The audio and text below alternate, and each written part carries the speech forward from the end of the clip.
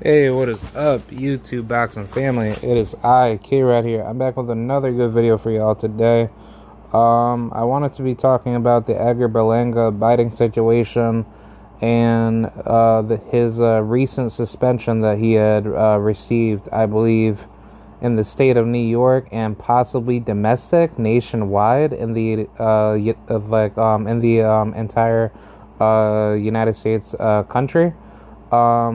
Yeah, so let's talk about it. I've had like a bit of thoughts on this, and I've kind of just been thinking if this is actually a fair punishment or not. But I think honestly, based off of how I am seeing the situation with his recent fight with Alexis Angulo, I don't really see this to be too much of a big punishment. I kind of felt like that this type of punishment should have been a little bit more strict. I think honestly, for those of you that don't know, Edgar Berlanga had fought this past weekend, Puerto Rican Day Parade weekend, and he fought Alexis Angulo, the former opponent for David Benavidez, in which he had been stopped by David Benavidez. I believe so. I don't believe Alexis Angulo had ever been stopped by anybody else.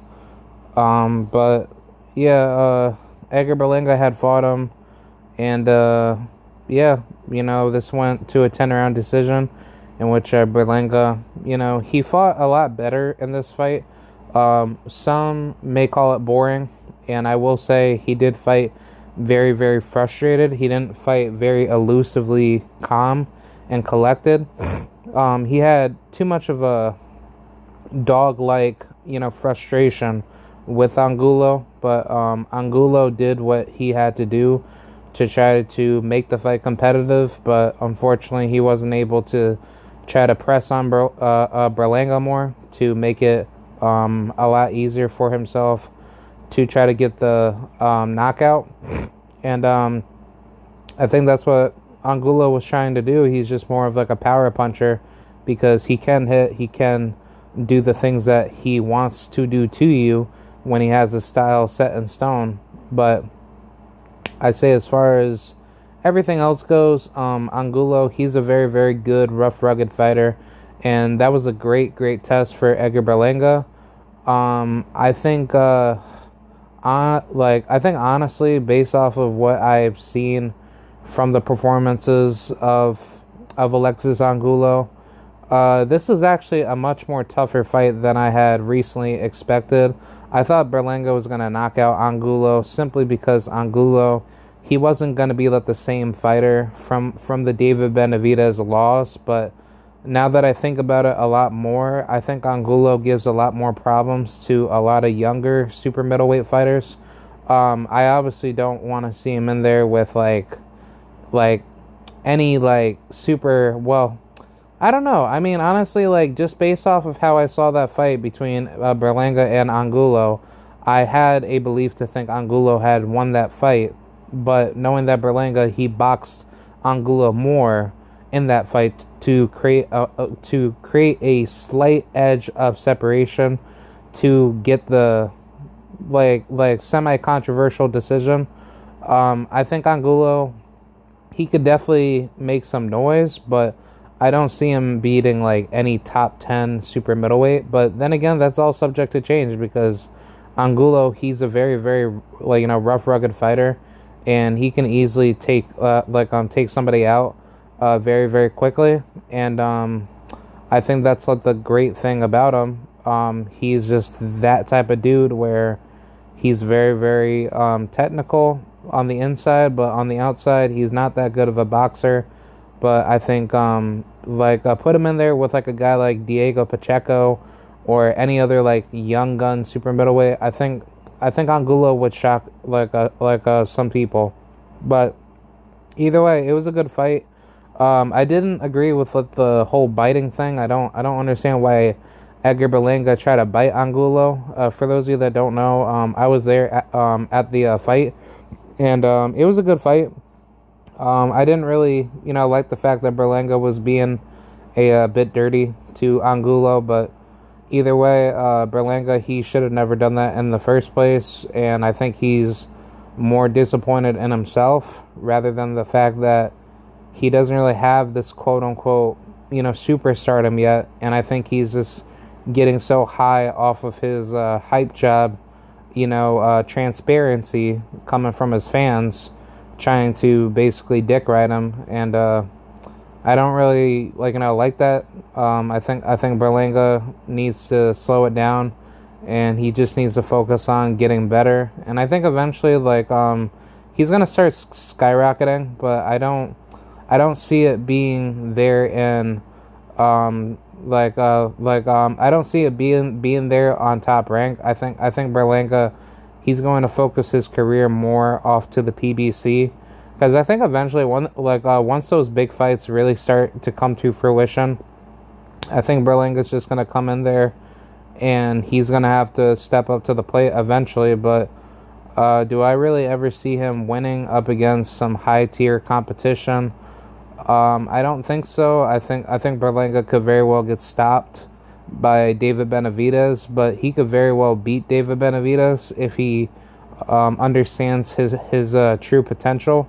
But other than that, I'm not really thinking that he has a good chance to beat David Morrell.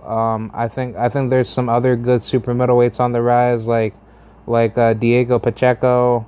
Who else? Christian Mbili. He's a beast. He's that French super middleweight guy, in which he's a very, very tough ass fighter.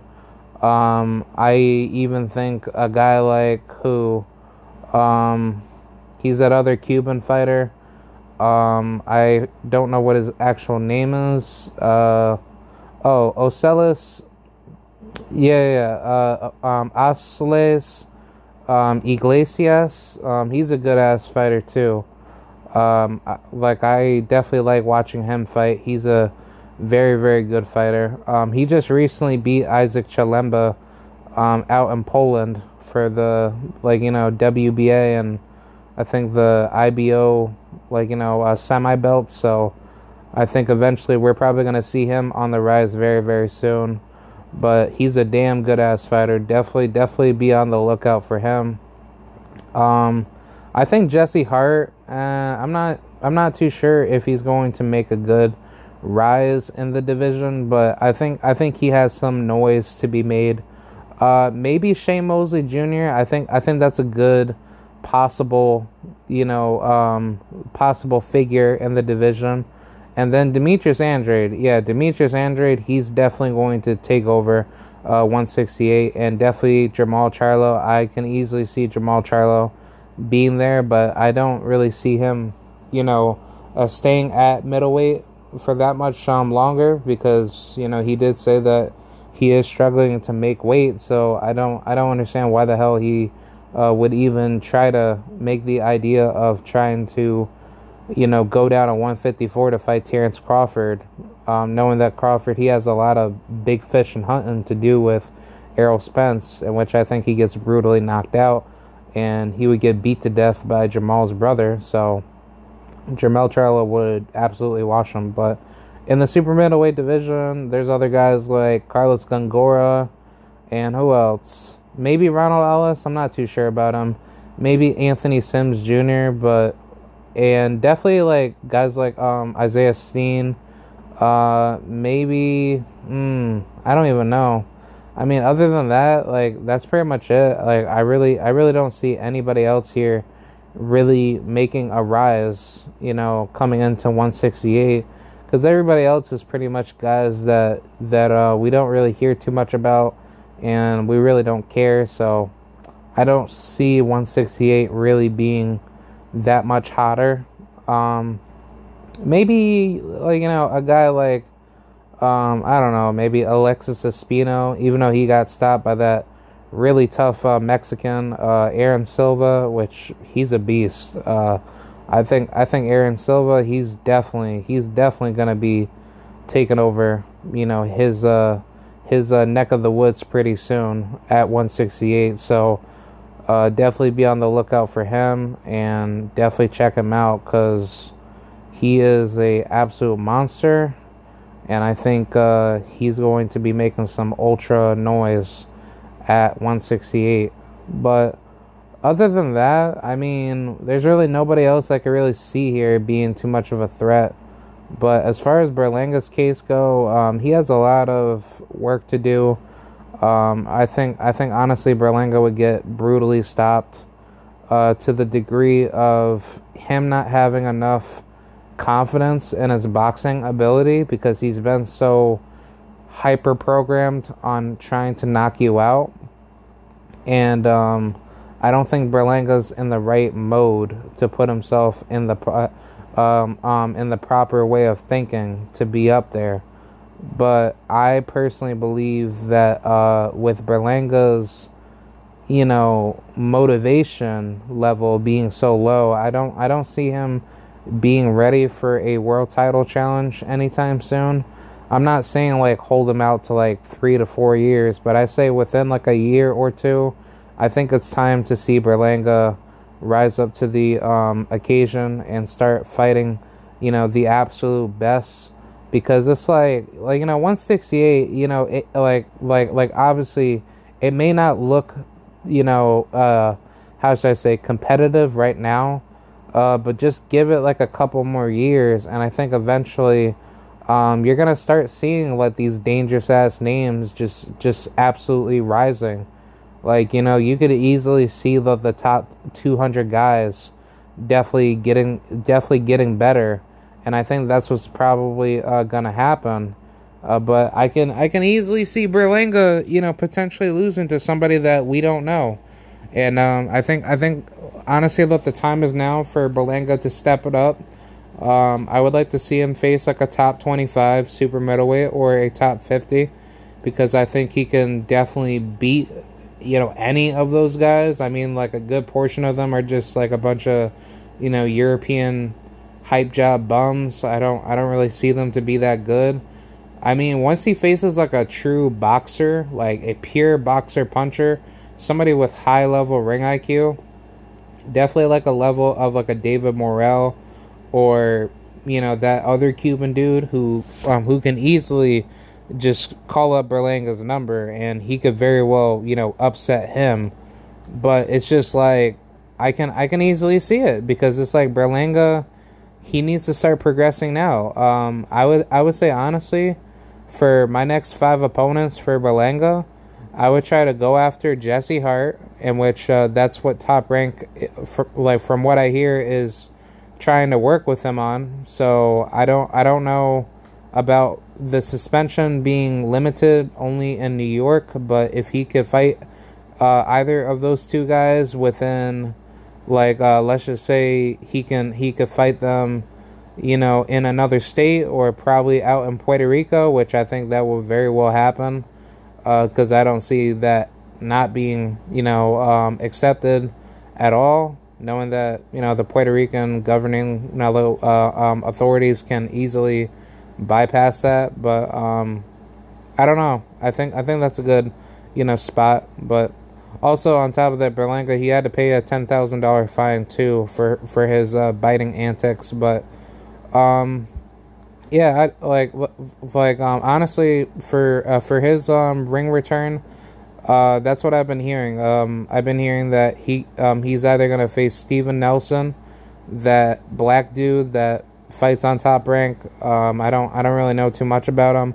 I know he's associated with Terrence Crawford and Jamel Herring, but Steven Nelson, he was actually supposed to fight that other dude, Lewis Rose or some shit like that, and he obviously missed weight and he wasn't able to fight. So I don't really see Steven Nelson honestly being a proper fight for Berlanga, because I can easily see Steven Nelson coming in overweight, and then Berlanga, he's probably gonna fight some last minute replacement.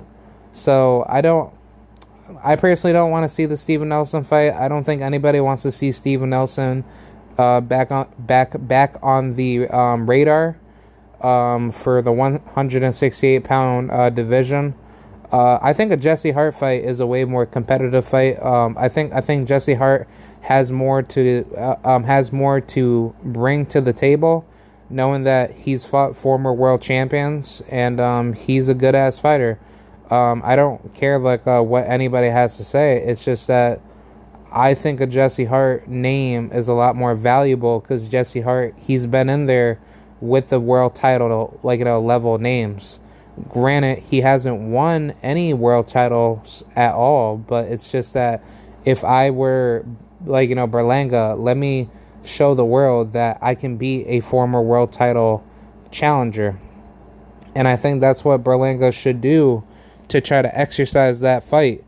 I would also like to see a fight with Michael Fox's brother, Alantis Fox. I think Alantis would be a tremendous fight for him, and I think Alantis' style brings a lot of problems to Edgar Berlanga, to the point where Berlanga, he's going to be forced to box, but he's also going to have to prioritize himself to a standard of which he needs to be more smarter with his I'm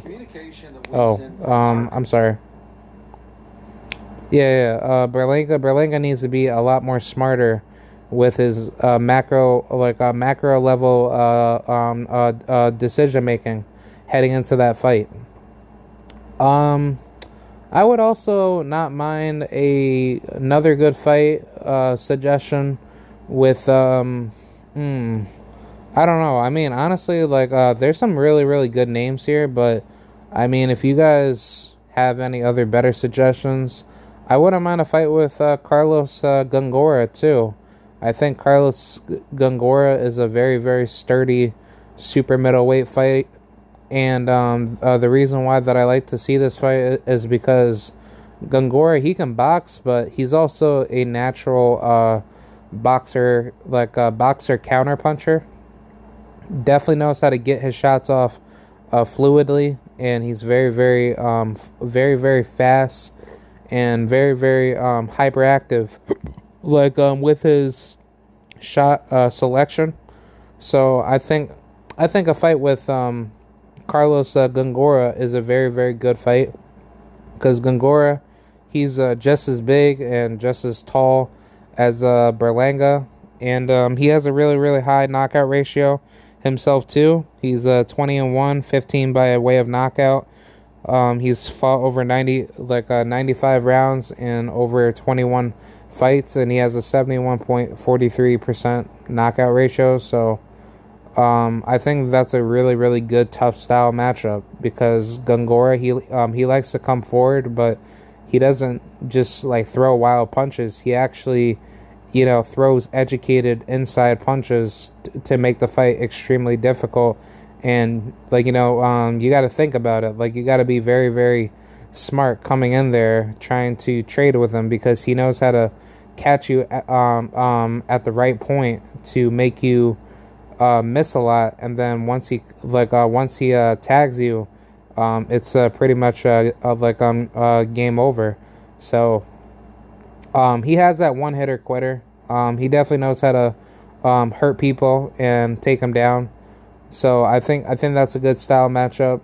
And another fight that I like to see him in there with is Anthony Sims Jr.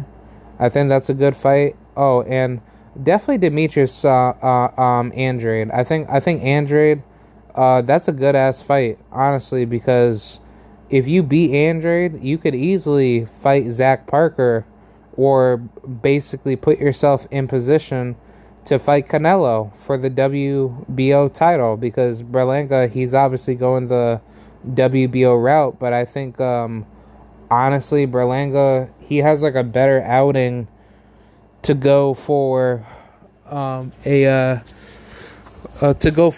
Demetrius Andrade fight. So personally, I would like to see that. I want to see that happen. I think Andrade and Berlanga, they would definitely make a really, really good, tough, competitive fight. To which obviously some people will tell me like Berlanga, he would get smoked by Andrade. He wouldn't like he wouldn't be able to do the things that you